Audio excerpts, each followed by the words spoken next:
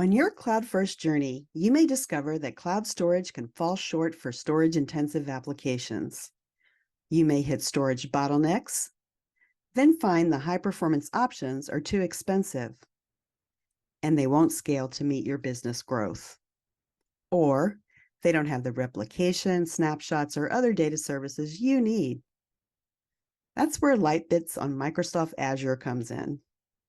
Lightbits provides a high-performance cloud data platform that lets you migrate demanding workloads to Azure with confidence.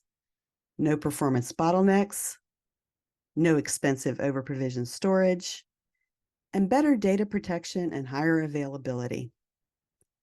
And Lightbits is easy to deploy and manage through Azure Marketplace. Let's go over to Felix for a demo to show you how. Hi everybody, my name is Felix Milligan and I'm a solutions engineer here at Lightbits. I'm here today to talk to you about how to deploy Lightbits as a managed application in Azure. We're going to deploy an AKS cluster. We're going to integrate the two so that all of the persistent volumes will be built on Lightbits. And then we're going to run a couple of workloads just to prove it's working, and maybe run some FIO performance jobs to show you the power of Lightbits in Azure.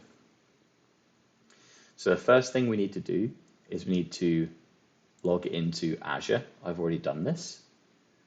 Make sure you have the correct permissions as per the documentation. And you can follow the Lightbits on Azure Quick Start Guide for the managed application to perform all of these actions. I'm going to assume that you have essentially a blank Azure subscription, although as you can see, I do not. So first thing we're going to do is we're going to create a resource group. So we go to our resource groups, go to create, choose our subscription, and then we create a resource group.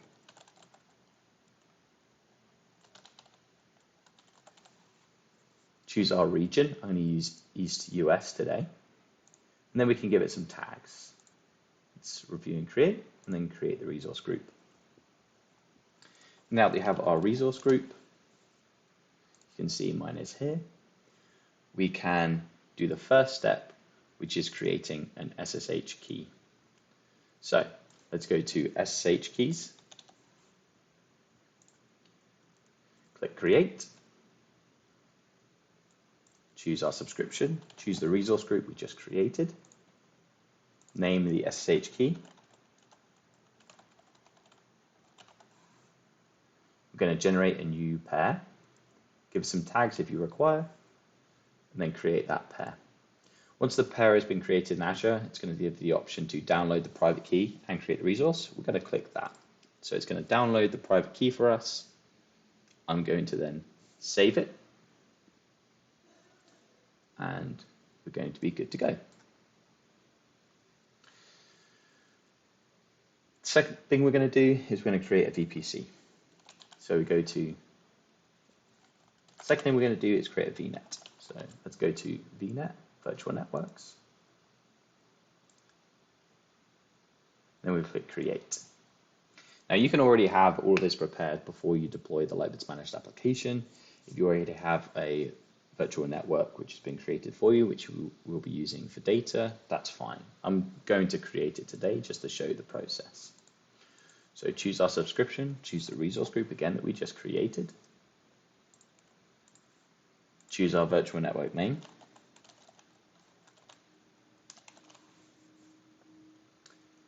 Click next. You can leave the security blank. I'm going to enable Azure Bastion here. Give it a name, make sure it has a public IP address. If you have any other way of SSHing into the VNet, you can enable that instead, but Bastion seems to be the easiest way that I've found to set it up without going through all the networking of the VNet. Click next, choose our address space. Now for Lightbits, we need a contiguous /24 subnet, which is already created by default. Feel free to change the address range if you need to. As you can see, because I created a Bastion, it's going to create a Bastion subnet /26 as well. If you don't use a Bastion, you won't need that extra subnet. Click next. add some tags if required, and then review and create the VNet.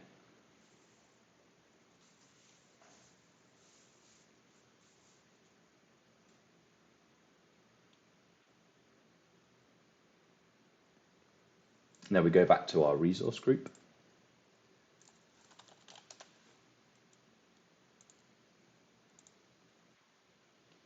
You'll see that the key has been created, and eventually you can see that the VNet is also there. It will now go through and create the bastion. The next prerequisite which we need to do is we need to create a user managed identity. This user managed identity will be assigned to the managed application, and this will enable us to use the managed application, deploy a managed application.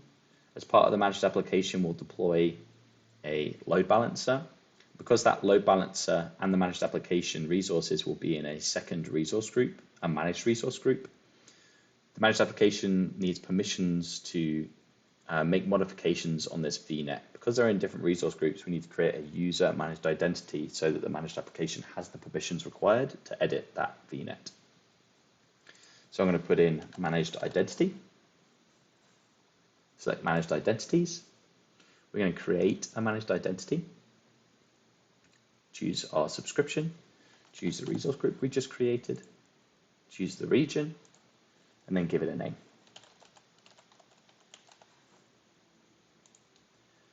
Give it some tags and review and create.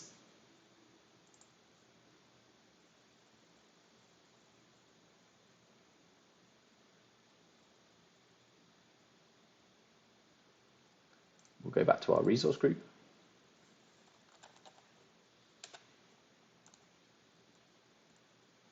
Once the key appears, we may need to refresh a couple of times. You can see our managed identity. To give that managed identity permissions on this VNet, we select the VNet itself. We click Access Control IAM, and we add a role assignment. Choose the role Network Contributor.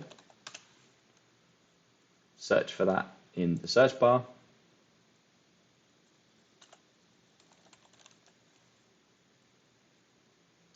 And then we move down to the Network Contributor role, select it, click Next. And then we're going to select Managed Identity, select Members. We're going to select User Assigned Managed Identity. And then we choose the managed identity we just created. Click Select, Next, and then Review and Assign.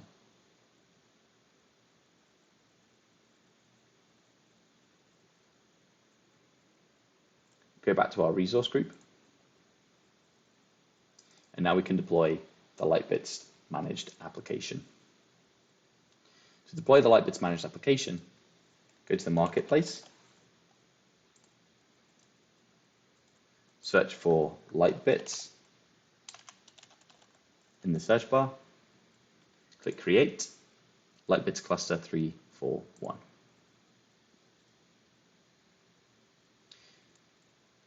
We're going to choose our resource group, which will be our primary resource group we just created. Choose the region we're deploying into, the availability zone. I've chosen zone 1, and we give our application a name. We can also optionally give our managed resource group a name. I like to give the managed resource group a name because it's easier to search for in the search bar. Click Next. We're going to select the VNet we created before. We're going to use the default subnet. Notice that the Bastion subnet does not appear here because it's not a contiguous /24, and therefore it's filtered out of the options. So ensure you have that contiguous /24 before you start. We're going to choose our instance type and size. Because I'm just doing testing, I'm going to choose the L16SV3. If you're doing a production workload, or if you're doing any performance testing or capacity testing, we have lots of different options down here. You can choose between the LS and the LAS v3 instances. Each have a different level of local NVMe and therefore capacity, and cost different and they're priced differently for every CPU they have. To use my instance count, I'm going to start with 3 here, but you can go all the way from 3 to 16 nodes in this cluster. We're going to give the VMs a username. I like to use Azure user. And then we're going to need the public SSH key. So if I duplicate my tab at the top,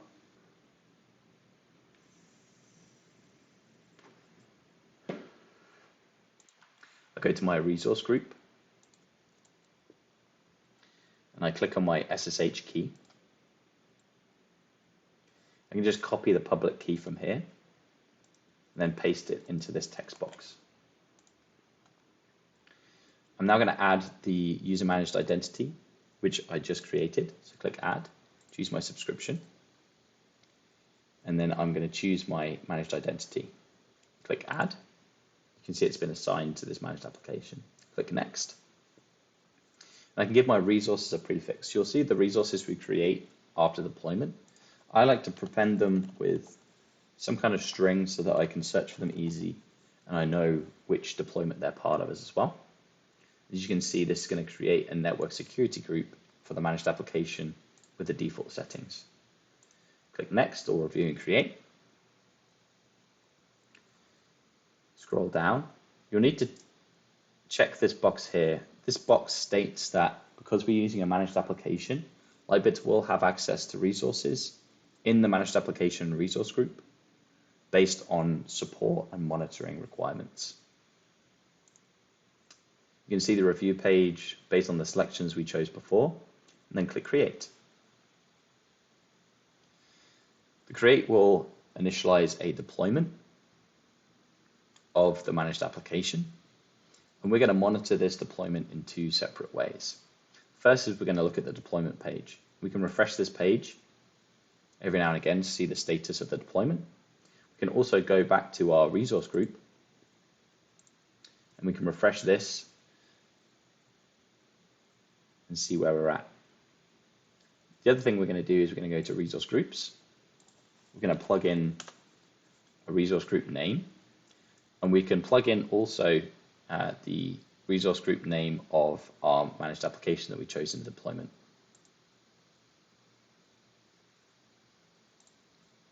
We can see now that our managed application has been created. As part of the creation process, the managed application is created and deployed in this primary resource group. You can see it appear here. And also, the managed application will deploy the managed application resource group on this left-hand side here. If we dive into that managed resource group, we can see that eventually resources will be created here. The entire process should take around 5 to 6 minutes to deploy all of the resources needed for the Lightbits cluster. You can also see here that the string I entered for the resource prefix is being used for the virtual machine scale set, load balancers, the key vault, and the network security group name is also there. We'll look into these resources a little bit more after the deployment is complete. And then we have it. Our deployment succeeded and is complete. Go back to our managed resource group. Let's discuss what's been deployed as part of the cluster. So our VMSS or virtual machine scale set holds all of the VMs used to manage the Lightbits cluster. If we go down to our instances, we have 3 instances because I chose a cluster of 3 virtual machines. And if we click on one of these, you can see all the information about this, including the address, and you can connect directly to it. I can use my Bastion host to connect to it because I deployed that. We have an outbound load balancer. This load balancer enables us to communicate from the Lightbits nodes to the Azure APIs. And that has a public IP address assigned to it, which is non-routable based on the network security group. We have a private load balancer. This private load balancer enables us to communicate with the management API of all the Lightbits nodes, and as well as connect to the Lightbits nodes using a discovery service from NVMe CLI. We can get that front-end IP that we'll be communicating with from a front-end IP configuration. We have a key vault identity, a network security group, and a key vault. In the network security group, in the defaults you can see here, we are enabling SSH from the management CLI 5443 HTTPS.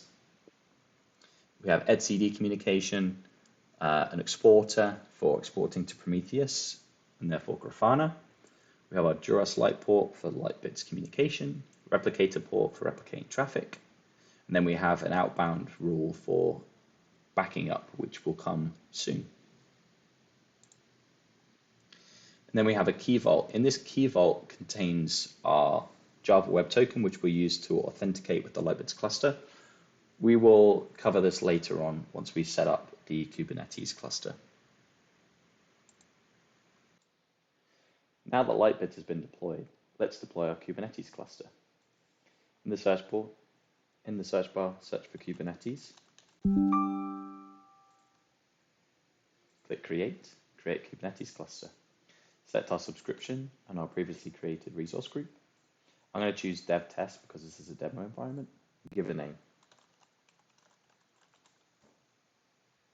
I'm going to leave the rest as defaults and then go to node pools. In node pools, because this is a demo, I'm going to change the node pool to manual scaling. I'm just going to deploy 2 nodes. Ensure that the node pool is Linux. Under networking, I'm going to use the Azure CNI network configuration, bring my own virtual network, and choose the VNet that Lightbits has been deployed onto. And then change my Kubernetes service address range to any address that I like that's outside of the VNet. And choose the Azure network policy. Then I'm going to leave the next section as default, but I'm going to turn off alerting. I can skip all the way to review and create now. And then once it's been validated, I can trigger the creation of the K8s cluster.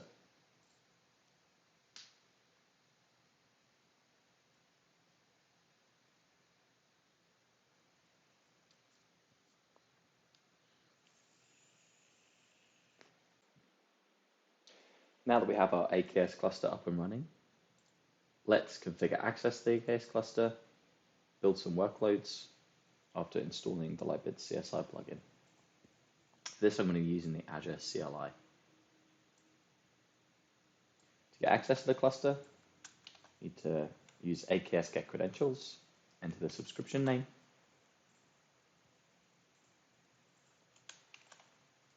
cluster name,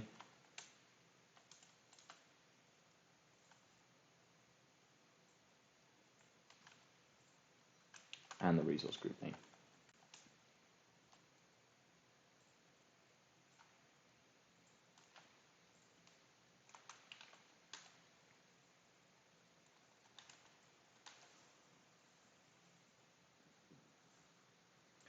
After getting access to the cluster, let's check that the cluster is fully up and running by doing a kubectl get nodes. Everything looks good here, so let's install the Lightbits CSI plugin. First, I need to download the Lightbits CSI plugin bundle.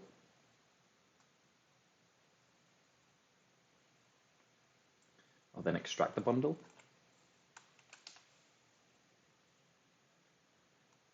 And then just before creating the Lightbits CSI plugin, I'm going to replace one file to make it work correctly with K8s.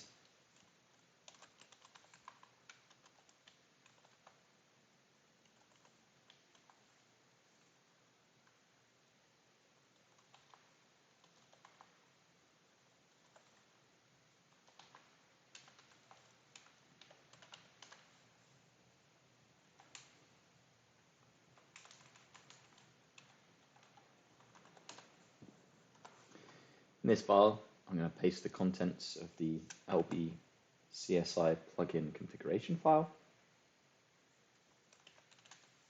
and then I'm going to run that file.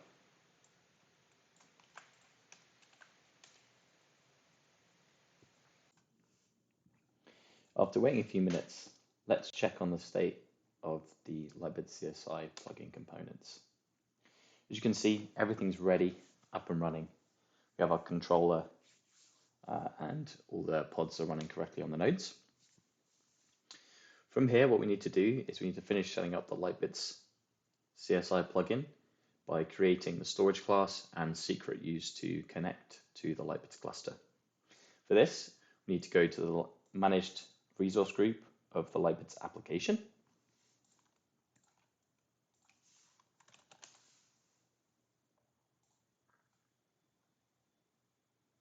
We need to go to the key vault, and we do need to add a permission so that we can see the secrets in this key vault.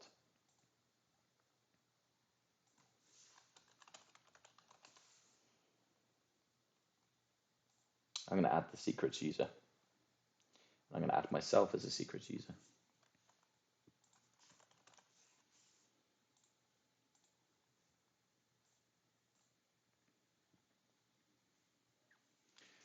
After this role has been assigned, if I go to secrets, I should be able to see the system jot entry.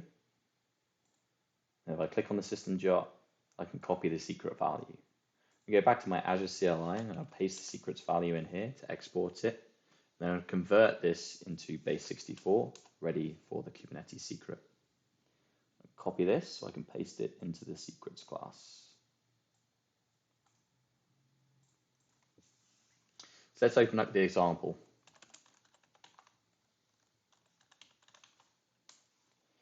In this example, it already has a jot. It's not the correct one, so let's delete it. And add the jot we just copied over. Second thing I'm going to do is I'm going to look at the management endpoint here. I'm going to delete the two other entries. Since we're using a load balancer, we have one IP address that we need to remember. To get this IP address, we go back to the managed resource group. We click on the private load balancer. Then we look at the front end IP configuration. Copy this address. We paste it where the previous address was. I'm going to keep 3 replicas here. I can enable compression. And then we're going to use the default project name here. Right, quit this file, and then apply the file. Okay, everything's been created. We can check that using getSecret storage class. You can see it appears here under example SC, and the provisioner is the Lightbits CSI. Let's create some workloads. So the Lightbits CSI bundle does come with some example workloads. I'm going to show you what one of them does. So in examples, file system workload.yaml, we can see we're going to create a persistent volume claim using our example SC. It's going to be 10 gigs in size. And then we're going to build a busybox container. And we're going to map that persistent volume to the container in mount test. And then we're going to write some data to it. So let's run this workload. Check on the status of the workloads. Let's get PV, PVC, and pod. You can see that the container is created.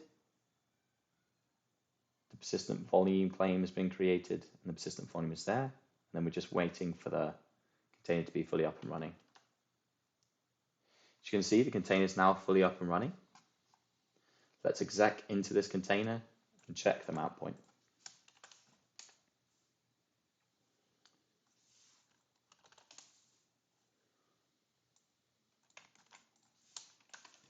See in this mount point we have the files that were created by this workload, just ensuring that that volume is created and mapped into the container. Thanks, Felix. To check it out yourself or learn more about Lightbits, go to the Azure Marketplace today.